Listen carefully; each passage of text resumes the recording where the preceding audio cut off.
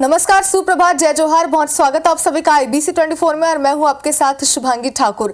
Good morning Chhattisgarh आप देख रहे हैं। इस बुलेटिन में हम आपको देंगे छत्तीसगढ़ की सभी खबरों का पूरा अपडेट, लेकिन सबसे पहले नजर आज के हेडलाइंस पर। आज रायपुर में मुख्यमंत्री का जनदर्शन, विष्णु देसाई सीएम हाउस में सुनेंगे जनता की समस्या। सुबह 11 बजे से शुरू होगा कार्यक्रम। छत्तीसगढ़ में अब मिलेगी इंटरनेशनल ब्रांड की शराब, आबकारी विभाग की समीक्षा बैठक में फैसला। विदेशी शराब के लिए 70 कंपनियों ने दिया रेट ऑफर। महादेव सट्टा ऐप मामले में 4 अंतर्राज्यीय आरोपी गिरफ्तार। एसीबी और ईओडब्ल्यू की टीम ने मुंबई से की गिरफ्तारी। चारों आरोपियों को लाया गया रायपुर। रायपुर स्मार्ट सिटी का टेंडर दिलाने का झांसा देकर दिल्ली के कारोबारी से ठगी। कांग्रेस सरकार में मंत्री का करीबी बताकर ठगे 15 करोड़। तेलीबांधा थाना में केस दर्ज। दिनेश फोगाट ने कुश्ती से लिया संन्यास। पेरिस ओलंपिक में डिस्क्वालीफाई होने के बाद एक्स पर किया ऐलान। लिखा, कुश्ती जीत गई और मैं हार गई, इससे ज्यादा ताकत अब नहीं रही।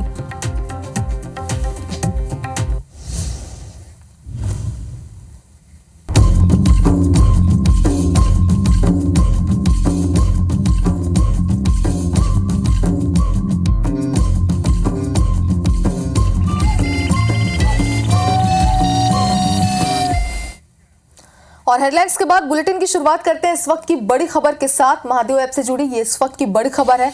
महादेव ऐप मामले में 4 अंतर्राज्यीय आरोपी गिरफ्तार हुए हैं। एसीबी ईओडब्ल्यू की टीम ने मुंबई से गिरफ्तारी इनकी की है और मुंबई के होटल से गिरफ्तार कर रायपुर लाए गए ये सभी आरोपी। 3 आरोपी जबलपुर, 1 आरोपी बिलासपुर का निवासी है। साइबर थाना में मामला दर्ज हुआ है। तो ये बड़ी खबर इस वक्त आपको दिखा रहे हैं। और बता दें कि इस पूरे मामले की बात करें, यानी कि महादेव ऐप की बात करें तो लगातार इसमें कई बड़े खुलासे हो रहे हैं। पहले भी कई आरोपी हैं जिनकी गिरफ्तारी हो चुकी है और उनसे पूछताछ के बाद कई बड़े खुलासे भी हो चुके हैं। एक बड़ा अपडेट निकलकर इस पूरे मामले पर सामने आ रहा है। एसीबी ईओडब्ल्यू की टीम ने मुंबई से इनकी गिरफ्तारी की है। मुंबई के होटल से गिरफ्तार कर ये आरोपी रायपुर लाए गए हैं। 3 आरोपी जबलपुर तो 1 आरोपी बिलासपुर का निवासी बताया जा रहा है। साइबर थाना में मामला दर्ज हुआ है।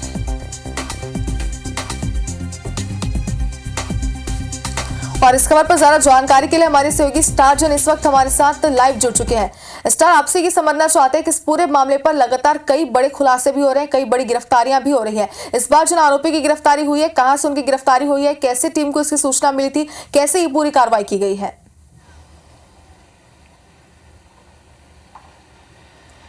देखिए, महादेव सट्टा ऐप मामले में छत्तीसगढ़ सरकार के निर्देश पर लगातार एंटी करप्शन ब्यूरो और ईओडब्ल्यू के द्वारा लगातार इसमें कार्रवाई है। पिछले कुछ समय हमने देखा था कि पुणे से, कोलकाता से, दिल्ली से भी लोगों को गिरफ्तार किया गया और अभी मुंबई से 4 लोगों को गिरफ्तार किया गया है। इनमें 3 जबलपुर के रहने वाले हैं, 1 बिलासपुर के रहने वाले हैं और चारों आरोपियों के खिलाफ अलग अलग धाराओं के तहत अपराध पंजीबद्ध किए गए हैं। मामला बेहद संगीन है और लगातार इस मामले में गंभीरता दिखाते हुए छत्तीसगढ़ पुलिस कार्रवाई कर रही है और जैसे जैसे नेटवर्क खुलते जा रहे हैं, लोगों को पकड़ा जा रहा है, गिरफ्तार किया जा रहा है। 100 से ज़्यादा लोगों की अब तक इसमें गिरफ्तारी हो चुकी है और पूरे मामले में पुलिस जो है नेक्सस तक पहुंचने की कोशिश है और जिस तरीके से कार्रवाई कर रही है, पुलिस का साफ संदेह है कि इस पूरे नेक्सस को वो तोड़ के रहेंगी और इसके पीछे जो मास्टरमाइंड है कहीं ना कहीं उन तक भी पुलिस पहुंचेगी और कुल मिलाकर ये है कि लगातार इसमें कार्रवाई जारी है। सबसे बड़ी बात कि जिन 4 लोगों को फिलहाल गिरफ्तार किया गया, ये मुंबई के एक होटल में रुके हुए थे और वहाँ से पूरे सिस्टम को ये ऑपरेट कर रहे थे, चेन बनकर ऑपरेट कर रहे थे। फिलहाल इनसे पूछताछ की जाएगी और भी जो नेटवर्क से इनसे संबंधित जानकारी मिलेगी उनके खिलाफ भी पुलिस एक्शन लेगी। लेकिन ये है कि छत्तीसगढ़ में ऑनलाइन सट्टा यानी महादेव ऐप के खिलाफ पुलिस की कार्रवाई लगातार जारी है। बिल्कुल, इस तरह लगातार कार्रवाई जारी है, जैसे कि आपने जानकारी दी कि इनसे पूछताछ भी आगे की जाएगी और इसमें क्या बड़े खुलासे होते हैं, इनके नेटवर्क कहां से जुड़े हैं, इसे लेकर जरूर अपडेट आपसे लेंगे। बहुत बहुत शुक्रिया तमाम जानकारी के लिए। और चलिए एक और बड़ी खबर आपको दिखाते हैं राजधानी रायपुर से ही, जहां स्मार्ट सिटी का टेंडर दिलाने का झांसा देकर करोड़ों की ठगी का केस दर्ज किया गया है। आरोपियों के खिलाफ कई धाराओं में केस दर्ज है। पूर्व की कांग्रेस सरकार में काम दिलाने के नाम पर ठगी की वारदात को अंजाम दिया था। दिल्ली के कारोबारी से 15 करोड़ रुपए की ठगी की थी। मंत्री का करीबी बताकर कारोबारी से ये ठगी की गई थी। तेलीबांधा थाना पुलिस मामले की जांच में जुट गई है। तो आरोपी के खिलाफ कई धाराओं में केस दर्ज है और अब इस पूरे मामले की आगे की कार्रवाई में पुलिस जुट गई है। तो स्मार्ट सिटी का टेंडर दिलाने के नाम पर करोड़ों की ठगी का झांसा दिया था और बेहद ही शातिराना अंदाज से इस पूरी वारदात को अंजाम दिया गया था। आपको बता दें कि पूर्व की कांग्रेस सरकार में काम दिलाने के नाम पर और खुद को दिल्ली के कारोबारी से 15 करोड़ की ठगी की थी। मंत्री का करीबी बताकर इस वारदात को अंजाम दिया था।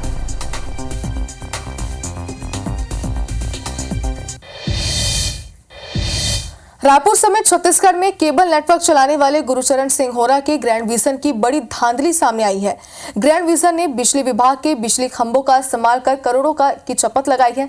देखिए ग्रैंड विजन के ग्रैंड फर्जीवाड़े की पूरी एक रिपोर्ट।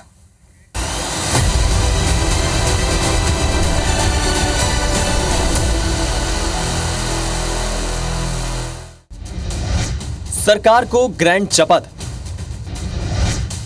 मुफ्त के खंभों से लगाई करोड़ों की चपत,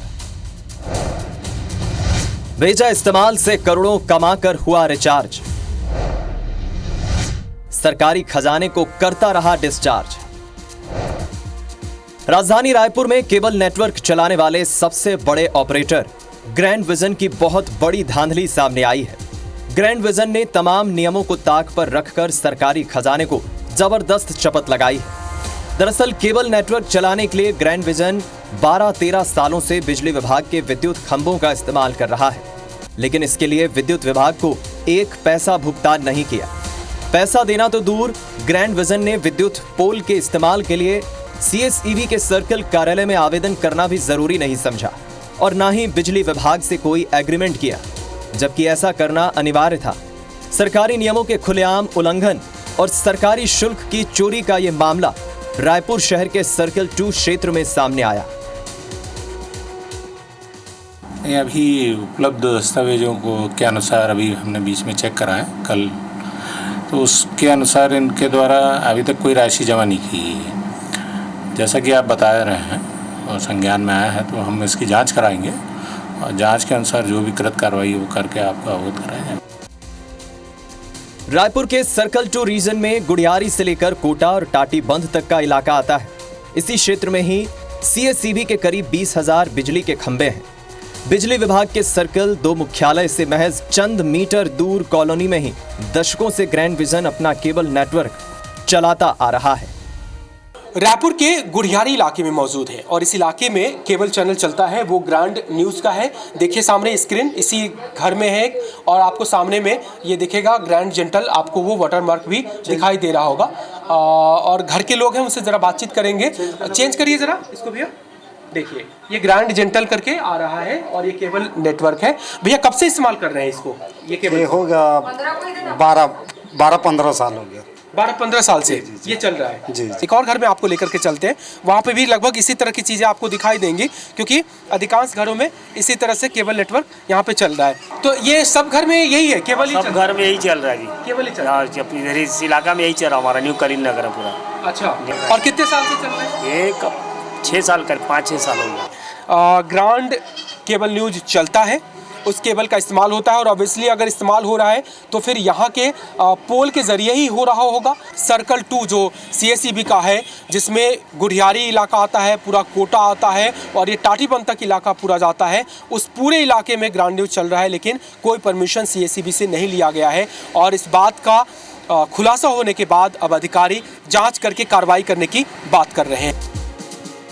नियम के मुताबिक साल 2012 से 2021 तक ग्रैंड विजन पर प्रति पोल 400 रुपये सालाना शुल्क और 2022 से अब तक प्रति पोल 100 रुपये का शुल्क देना होगा। इस पर GST चार्ज और सालाना जुर्माना की राशि जोड़ लें तो ये राशि 7 से 8 करोड़ के बीच जाती है।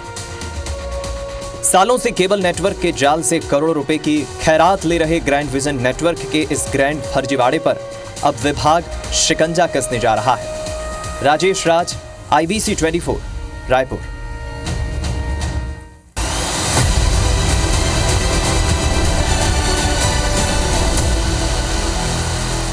और चलिए अब छत्तीसगढ़ की जनता से जुड़ी एक बेहद ही अहम खबर आप तक पहुंचा दे। जनदर्शन कार्यक्रम आज होने वाला है। मुख्यमंत्री निवास में ये कार्यक्रम होगा। सुबह 11 से 2 बजे तक कार्यक्रम आयोजित किया जाएगा। बता दें कि इसमें होता क्या, दरअसल आम जनता की समस्याएं मुख्यमंत्री विष्णुदेव साय सुनेंगे। हर गुरुवार को मुख्यमंत्री निवास में जनदर्शन कार्यक्रम होता है, लेकिन पिछले कुछ गुरुवार को ये कार्यक्रम स्थगित कर दिया गया था क्योंकि मुख्यमंत्री लगातार दिल्ली के दौरे पर थे और कई कार्यक्रमों में उन्होंने शिरकत की थी, जिसकी वजह से कई गुरुवार पिछले इसे स्थगित किया गया था। लेकिन एक बार फिर से जनदर्शन कार्यक्रम आज से शुरू होने जा रहा है और हर गुरुवार को ये कार्यक्रम होता है जिसमें मुख्यमंत्री खुद प्रदेश के लोगों की समस्याओं को सुनते हैं और उसका निराकरण करते हैं।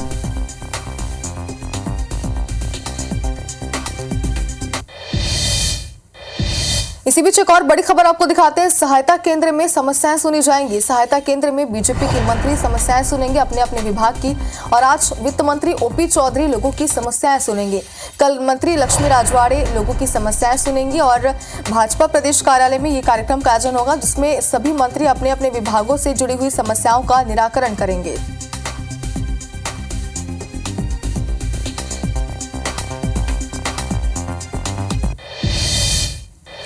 और कांग्रेस कल क्रांति दिवस मनाने वाली है। आजादी के शहीद योद्धाओं को श्रद्धांजलि दी जाएगी।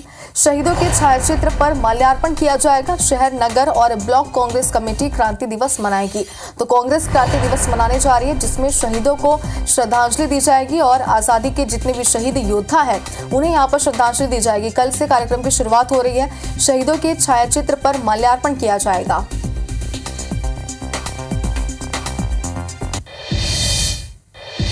और कल विश्व आदिवासी दिवस मनाया जाएगा। विश्व आदिवासी दिवस पर कई कार्यक्रमों का आयोजन भी किया जा रहा है।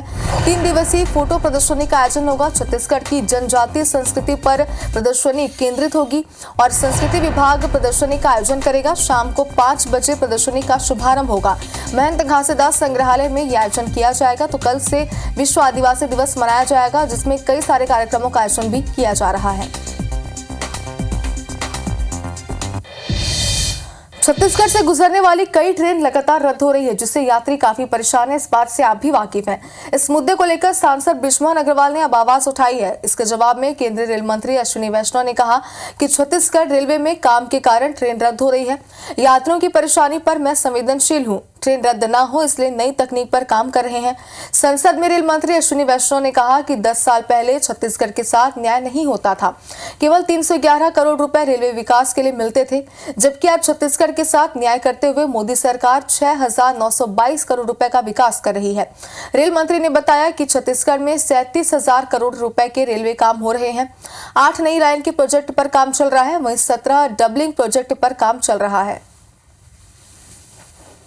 ट्रेनें लगातार कैंसिल होने के कारण और वहां पर सड़कों की स्थिति भी नहीं होने के कारण वहां के यात्रियों को बहुत परेशानी हो रही है। तो भविष्य में क्या आप ये निर्देश करेंगे कि बहुत अति आवश्यक होने पर ही ट्रेनें कैंसिल हों, अदरवाइज कैंसिल नहीं हो? मैं आपकी जानकारी में कि 200 से ज़्यादा ट्रेन पिछले 3 सालों में निरस्त की गई हैं और बार बार उसको चालू किया गया, उसके कारण यात्रियों को परेशानी हो रही है। 10 साल पहले छत्तीसगढ़ के प्रति न्याय नहीं होता था, आज न्याय हो रहा है। आज सफिशिएंट फंड्स एलोकेट हो रहे हैं और काम भी बढ़ रहा है। उसके कारण ट्रैफिक में पैसेंजर गाड़ियों की कैंसिलेशन में दिक्कत भी हुई और इसके लिए मैं संवेदनशील भी हूँ।